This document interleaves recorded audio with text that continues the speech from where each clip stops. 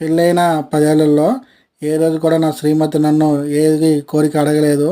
First time నా కొడుకు పట్టుబట్టి మరీ పుట్టినరోజు చేద్దామని అమ్మకి ఇలా ప్లాన్ చేశాడు. చూడండి, షాప్‌లోనే చేద్దామని చెప్పి వాళ్ళ అమ్మని ఎలా ఇన్వైట్ చేశారో, చాలా ఉత్సాహంగా మా అల్లుడు, నా కొడుకు చాలా ఆనందంగా చేశారు ఈ పుట్టినరోజు. చూడండి ఎలా గంతులేస్తున్నాడో.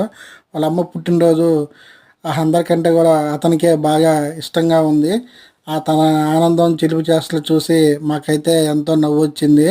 చూడండి, చాలా అసలు ఈ వీడియో మొత్తం మా మాల్య అయితే చాలా గంతులేస్తూ చూడండి, కేక్ కట్ చేయొద్దు అనేసరికి ఎలా వెళ్ళిపోయాడో. ఇలా పుట్టినరోజు అయితే చేసుకున్నాము.